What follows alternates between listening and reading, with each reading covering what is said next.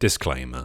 To save me having to type it after every paragraph of this script, I would like to ask you, my darling, sweetheart audience member, to mentally append the phrase, "Boy, but I sure wish the heroine didn't look like she was 12" at various sporadic points throughout the video. Thank you for your cooperation. I love you.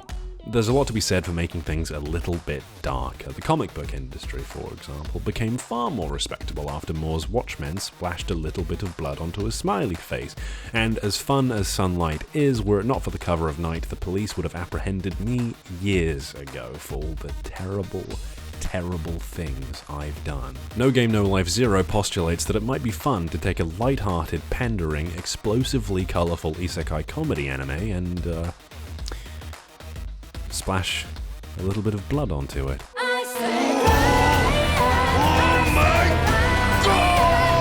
Zero comes to us from the workshop of Studio Madhouse, presumably once they had managed to work the animators through the trauma that resulted from Redline's 7-year production cycle, so when the words "we're doing another film" were uttered, they didn't all immediately run screaming out the windows. Madhouse is a puzzling studio. For every Hajime no Ippo, there's an irregular at Magic High School, for every Trigun an Ichigo 100%, and for every grotesque murder, a cryptic hint written in blood, but sometimes even their most seemingly generic fanservice-y garbage can still end up being surprisingly okay, as was, arguably, the case with High School of the Dead, and more relevantly, No Game No Life, my affection for which has long been documented. No Game No Life was, for those who didn't watch it or have since forgotten, a story about a young man and his younger sister who are very good at video games as they are transported to a world where all conflicts are resolved through playing games, instead of a good old-fashioned whacking one another with sticks whilst grunting as we did in the Stone Age or in contemporary Florida. Is that a man riding a shrimp? They always hinted at the breadth and depth of the violence the world was mired in before the events of the series. However, before Jibril collected books, she collected skulls. The War Beast's hyper mode is referred to as blood destruction, and just the idea that a war could be so terrible that the only recourse was to irrevocably ban violent confrontation of any kind suggests horror on a scale I literally cannot imagine. Fortunately, it appears I don't have to, since those bleeding hearts over at Madhouse have taken it upon themselves to allow us to experience it firsthand.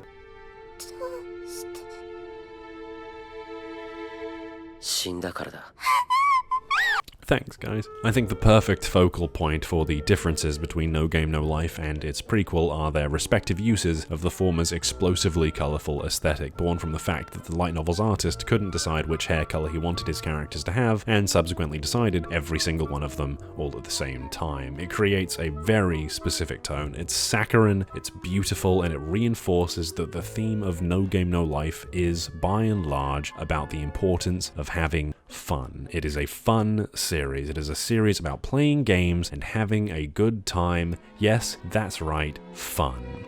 Fun. No. Zero takes us back to the past to see the shitty war that sucked ass, and this is most obviously expressed through its visuals. The world Zero takes place in is genuinely an oppressive, heartbreaking miasma of dull, muddied colors. It is exhausting to look at. Just as in No Game No Life, you get a sense of what it's like to live in this world just by looking at it. But this time, it's not like a yay! It's a oh. Okay.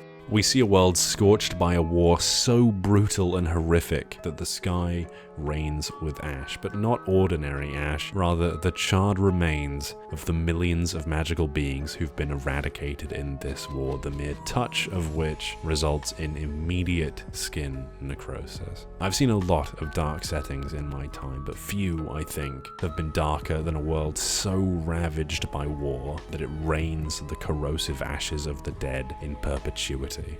Except, you know, that one time I drove through Essex. And so the stage is set. Instead of rainbows, corrosive ash. Instead of a bright blue sky, a sullen red and black canopy. And instead of Sora and Shiro, Shira and Soro. And Jibril. And Izuna. And yet, despite all its differences to the source material, No Game No Life Zero might be the most intense, purest distillation of what I loved about the original series, turned up to 11. I recognize that's a statement in need of unpacking, so let's, do that. Our main man Riku is, oh god. Now here's the question, do I say Riku or Riku? Riku. Our main man Riku. Our main man Riku, our main man is the leader of a small enclave of humanity hiding out underground, whilst the other infinitely more powerful races of Disboard lay complete waste to the planet in a seemingly endless war. Whilst out on a recon mission, he bumps into Shvi, an abandoned ex-machina who wants to understand why humans are still clinging on because of how statistically impossible their continued survival is. Shvi decides to stick with Riku to figure humanity out, and through her he learns that perhaps humanity stands a chance of winning the war not despite their weakness, but because of it. It's essentially the plot of the main series, but with the stakes ramped up so high that by comparison the conflagration in The Lord of the Rings looks about as dire as realizing you're out of milk when you've already poured the cereal into the bowl. Well, in fairness, that kind of is hellish. Cue the robot learns what it means to love Aaox, cue the song and dance, cue the police sirens wailing as your desperate attempts to explain that it's fine because she's a 1,000-year-old robot, so technically you're not a lolicon, fall on unhearing ears. But as crucial to the plot as the Riku x Shvi romance is, and whilst it might be the emotional heart of the story, fundamentally, I don't think it's the thing's MO. At its core, No Game No Life Zero seems initially directionless, but it's less a film about pursuing a goal and more a film about finding one. Since we know the end result of Zero's plot, we know that the rules come into effect and the war does indeed end. This is a film less about its goal and more about that feeling of no game, no life, and that feeling of having fun even when the odds are against you and there's dangerous work to do. As Zero's plot progresses, you begin to feel No Game No Life start bleeding through the cracks of this broken world, through the cracks in this broken man, and watching the film go from its exhausting, tragic, brutal, and miasmic opening to the beginning of what is to come for that universe is one of the most magnificent and enthralling things to happen to this series, one that is mirrored through the journey the protagonist undergoes. It is also the epitome of catharsis to finally feel No Game No Life again for the first time after such an intentionally depressing first act, and despite the tragedy that permeates essentially every scene. They take a setting where it is impossible to have fun, where survival is the only thing that matters. In one case, Riku literally pushes a chessboard away with a plate of food, and they have that feeling of No Game No Life seep into the spirit of the show. It is an infectious kind of thing. It's basically Milton. You know, one can make a heaven of hell, a hell of heaven, and all that. This is precisely how one should do a prequel. And just like the silly blind man's nonsense book about the devil, Zero is, and I want to put extreme emphasis on this, masterfully constructed. I've watched this several times with several different people, and they all got hype at the same points, got sad at the same points, deathly quiet, jubilant, awestruck, uncomfortable, all at the same points. No Game No Life Zero presents its narrative so effectively and constructs such a gripping emotional through line that I went off and reread a bunch of screenwriting books and essays that I read back in university so I could reacquire the proper language to describe how brilliantly it constructs its narrative, because at my heart I am essentially making this shit up as I go. Unlike any other anime I've yet watched that I was paying enough attention to catch, No Game No Life has so many meaningful symbols placed into its plot that it's less Chekhov's gun and more Chekhov's illegal weapons cache. It's so absurdly packed with information that it feels like every single scene is subtly showing you something about the plot, the characters, the world. Every moment is entirely in service of showing the audience something. It's actually quite remarkable how much Zero respects those who watch it. For example, I couldn't understand why the characters did a certain thing to themselves until a friend I watched it with pointed out that they had absolutely already told me I had just missed it, because I am a big stupid idiot. I had originally intended to do a breakdown of how absolutely loaded with information the first post-title card scene was, but that pushed this video to breaking point. Suffice it to say, it's some absolutely top-notch work. I may come in with a second video for Zero, but in the event I don't, remembering Grimgar, No! Oh, God! If you do elect to watch this film, pay close attention to the eyes of the characters, the use of chess as a metaphor, and the use of the color blue. It's not without flaws, of course. Don't let the preceding several minutes of effusive praise suggest I think it's infallible. It certainly is not. And if you've been practicing the exercise I suggested at the outset of this video, then you're probably eminently familiar with my main critique. I certainly was very much invested in the film, and then all of a sudden it's like, and I know that at the very least, my Pep said that I couldn't watch any more anime for a month.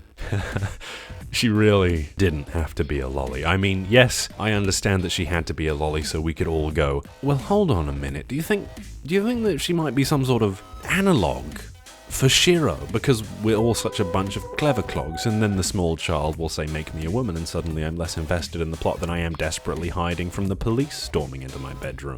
I recognize that's really less a failure of the film more than it is a failure of the market the film's source material was written by and for, so consider this more the plaintive cry to a dead god that it is than any substantive knock against the adaptation. Other criticisms? Fantastic question, one I don't actually have many great answers for. I think the film's paced superbly, the voice acting and animation are by and large fantastic across the board. The score actually reflects the plot in that it sounds more and more like the soundtrack from the original series as it goes, and what's there is incredible to listen to and even better in context. The problem with criticizing an adaptation of a pre-existing story is that you have to include some elements from the original text you may or may not have wanted to. I'm essentially saying that Shri pushing Riku down and saying "fuck me daddy" in her introduction is the No Game No Life Zero equivalent of the Ghost Army's inclusion in The Return of the King. Two Lord of the Rings analogies in the same review, that's troubling. Yes, it's odd seeing what are effectively the player 2 palette swaps of Sora, Shiro, Steph, and the purple-haired girl with the good thigh highs repurposed for a different, grittier story in the same universe, but we didn't complain when that green Sonic fellow accidentally killed a baby, so we shouldn't complain here. And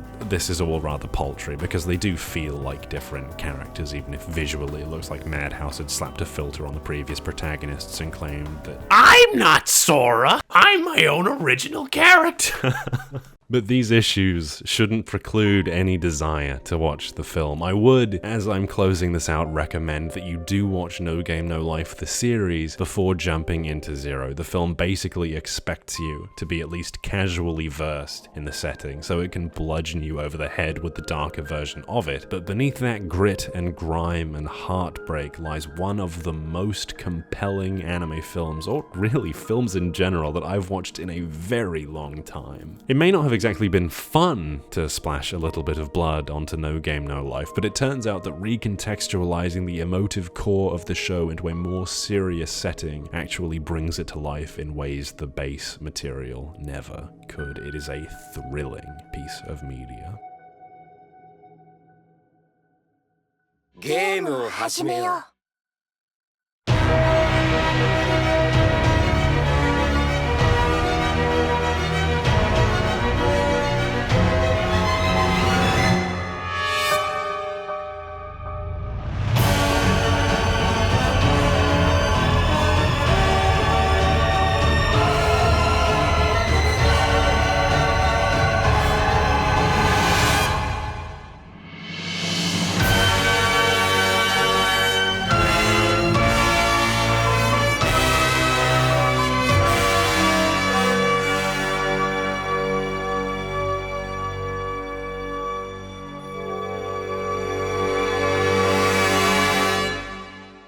Still waiting for season 2, though.